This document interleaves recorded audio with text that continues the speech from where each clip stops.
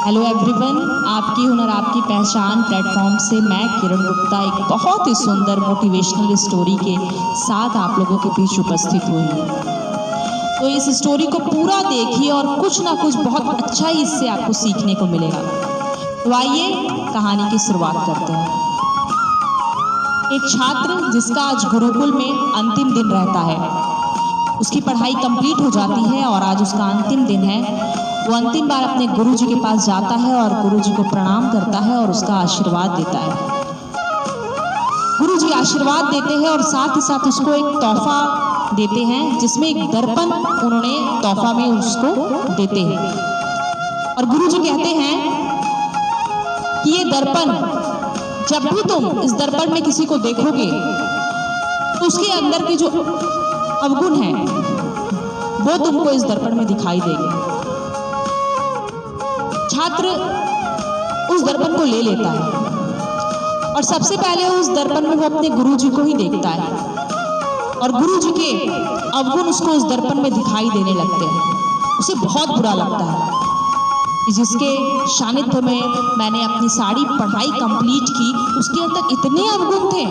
उसे बहुत बुरा लगता है, लेकिन वो कुछ नहीं बोलता है क्योंकि वो सोचता है कि आज उसका अंतिम दिन है। और वो गुरुजी को प्रणाम करके वहां से चल देता है। वो बहुत खुश था क्योंकि वो घर जा रहा था। रास्ते में उसे अपने कुछ मित्र मिलते हैं। फिर वो उस दर्पण से अपने मित्र की तरफ देखता है और उसे अपने मित्रों में भी बहुत अवगुण दिखाई देने लगते हैं। उसे फिर बहुत बुरा लगता है, कह रही कि इतना अच्छा बन रहा था और इसके अंदर इतने अवगुण हैं। फिर वो उस मित्र को कुछ नहीं कहता है, कहता है कि मुझे क्या, आज तो मेरा अंतिम दिन है। फिर जब वो अपने घर को रवाना होता है तो उसे रास्ते में अपने रिश्तेदार दिखते हैं। अब ठीक वो उस दर्पण को अपने रिश्तेदारों में देखता है, उस दर्पण को में वो अपने रिश्तेदार को देखता है तो उसे अपने रिश्तेदारों के भी अवगुण दिखते हैं। उसे बहुत बुरा लगता है कि गुरुजी ने कैसा मुझे एक तोहफा दे दिया है जिसमें मुझे सबके बुराई दिख रही है, और उसे बहुत बुरा लगता है और गुस्सा भी आता है। जैसे ही वो घर पहुंचता है, अब वो अपने माता पिता के चरण को स्पर्श करता है और कहता है कि मेरे माँ बाप में तो कोई अवगुण नहीं। और वो उस दर्पण को में अब अपने माँ बाप को देखता है और जैसे ही वो अपने उस दर्पण में अपने माँ बाप को देखता है, उसमें माँ बाप के अवगुण उसको दिखाई देने लगते हैं। वो बहुत क्रोधित हो जाता है कि मेरे माँ बाप में भी कोई अवगुण है। जिसको मैंने भगवान समझा, जिसको मैंने सब कुछ समझा, उसमें भी दोष है।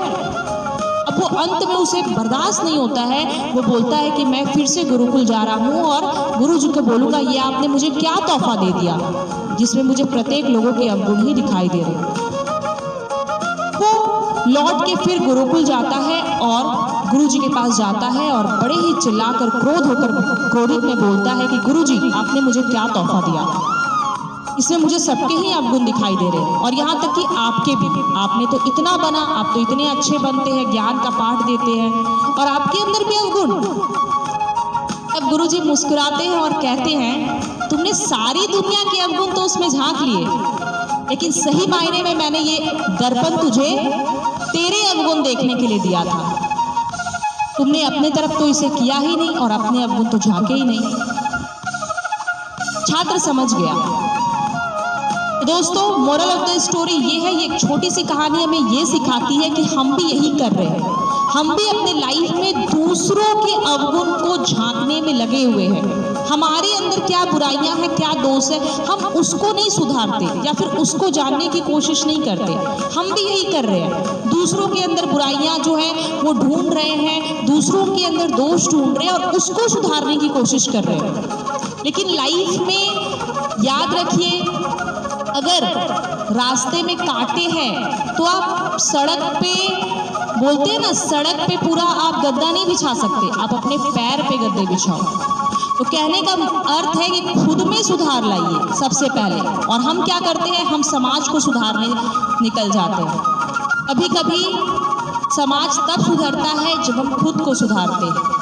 तो हमेशा याद रखिए, ये छोटी सी मोटिवेशनल स्टोरी हमें ये सिखाती है दोस्तों कि दूसरों पर उंगली उठाने के पहले और दूसरों पर बुराई देखने से पहले हमें खुद के अंदर झांकना चाहिए और खुद की बुराइयों को देखना चाहिए और उसको सुधारने की कोशिश करनी चाहिए।